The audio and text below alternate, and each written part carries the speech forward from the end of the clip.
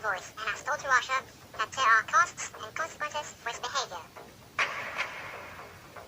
Also tonight, thousands of people have protested in the Siberian city of Kemerovo in the wake of a leisure complex fire, blaming Russian officials. There has been confirmation that North Korean leader Kim Jong-un has visited China after days of speculation following rumors by local media. The 2020 US census has been marred by controversy over a new question, asking respondents whether or not they are US citizens. And in sports, a late ep4 penalty awarded by the video assistant referee at Wembley keeps England short of final game before announcing the provisional World Cup squad.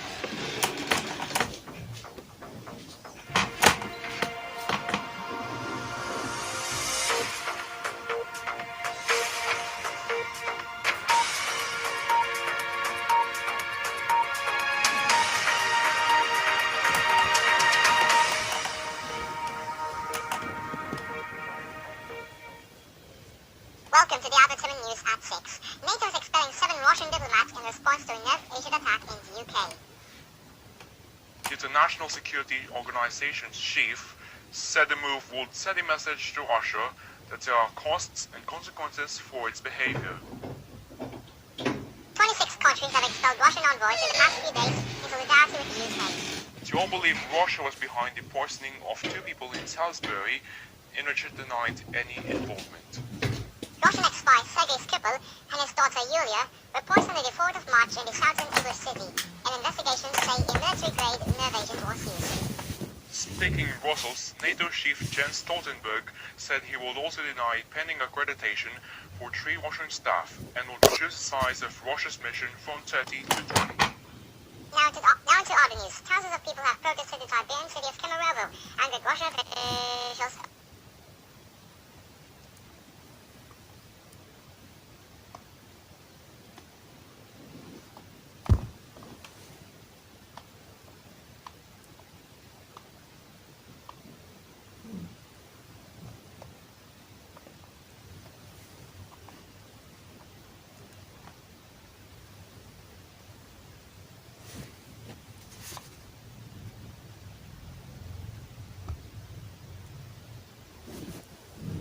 Now to other news.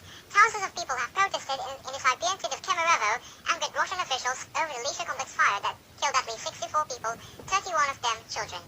President Vladimir Putin had arrived in Kemerovo and blamed criminal negligence for Sunday's blaze. Relatives say dozens of people, including children, are still missing.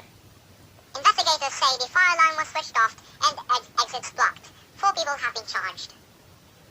Another detained suspect, a guard from a private security firm, will be charged shortly. And Russia's investigative committee says a national day of mourning will be observed today. Andrew Pond from BBC News has to support on the Russian shopping center fire. A fire on the 4th floor. This shopping center surrounded by firefighters searching for survivors, trying to reach upper floor windows, fighting the smoke billowing outside. The fire started here on Sunday. Dozens were evacuated, but it was clear dozens more were missing, many of them children. The area of the fire is about 1,500 square meters. At this moment, 288 emergency officers are working on site, as well as 62 units of equipment and an airborne grouping are taking part in the search and rescue operation. We are taking all necessary measures to extinguish the fire. The shopping centre has a very complex construction. There is a lot of combustible materials. People gathered to stand and stare as the fire unfolded. Witnesses said it trapped people on the upper floors and said some had jumped from windows to try to escape from the flames. An industrial city of more than 500,000, it is one of Russia's biggest coal-producing regions, more than 2,000 kilometers east of Moscow. Already there are reports the fire began near a cinema and children's entertainment center. President Putin has already sent his condolences to friends and family of the victims. Authorities say a criminal investigation will now begin to try to find out what caused the fire. Andrew Plant, BBC News. After days of speculation, it has been confirmed that North Korea's leader, Kim Jong-un, has visited China. The visit confirmed by China and North Korea was Mr. Kim's first trip since taking office in 2011. Mr. Kim held successful talks with Chinese President Xi Jinping in Beijing, China's Xinhua news agency reported. China's northwest main economic ally, and it was thought highly likely it would consult Beijing before planned summits with South Korea and the US. Mr. Kim is due to meet South Korean President Moon Jae-in in April and US President Donald Trump in May. The Beijing visit is considered a significant step in North Korea's preparation for the proposed talks. Stay with us here on After 7 News coming up. Outrage over a controversial decision in the 2020 U.S. Census to ask respondents whether or not they are U.S. citizens for the first time since 1950. In sport, England denied the second friendly victory by late Italy penalty awarded by the video assistant referee at Wembley. And later in the weather, a heat up in all parts of the country and expect clear and favorable conditions.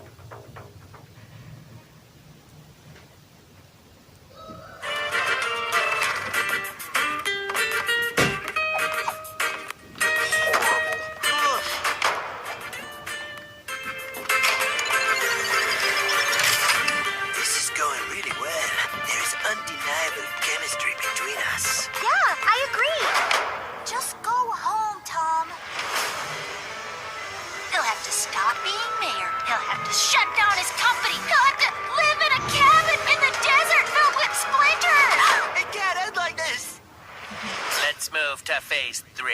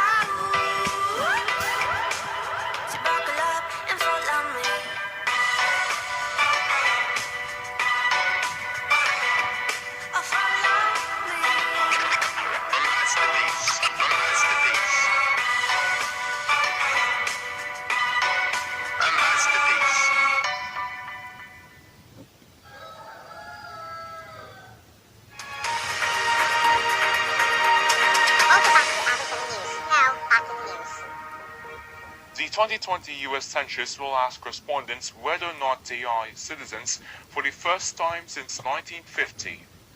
California and New York filed to sue to block the move, saying it will deter immigrants from participating.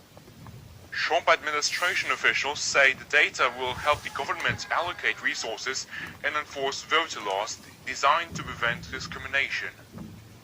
The census is mandated under the U.S. Constitution and takes place every 10 years, counting every resident. Census data helps the U.S. government calculate funding distribution and drop districts for state and local elections. Democratic states with large immigrant populations argue a citizenship question will produce other counts because fewer people will participate. They fear losing congressional and state legislature seats along with federal funding. President Clark, president of the Lawyers Committee for Civil Rights under Law, told Reuters news agency to question exposed xenophobic and anti-immigrant policy positions from the Trump administration.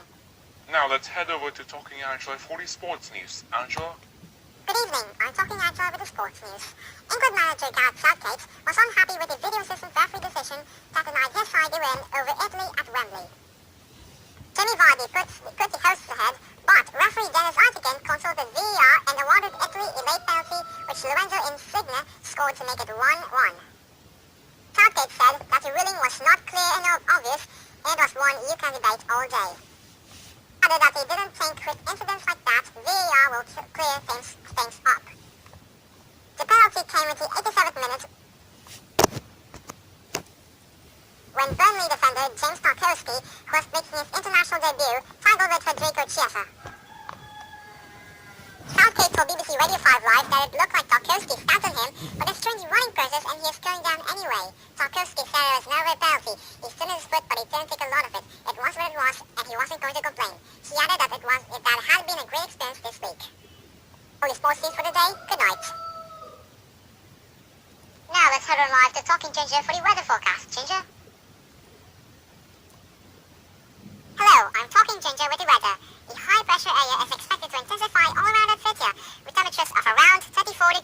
temperatures on average nationwide. Talking City gets an average of 33 degrees with sunny and clear skies. Over to the north, we get a 30 degrees average and partly cloudy conditions, while going westward gets a 36 degrees average with sunny weather. East City will have 38 degrees on average, plus mostly sunny skies, and heading south, we get a 35 degrees average and mostly sunny weather. That's all. Good night.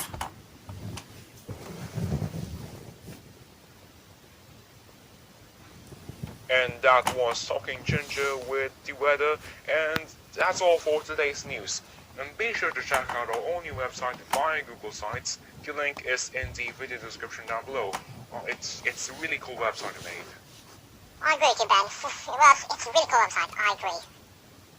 Well, that's all for today. I am Talking Ben. And I'm Talking Tom. You're watching Top Avid 7 News. Good night.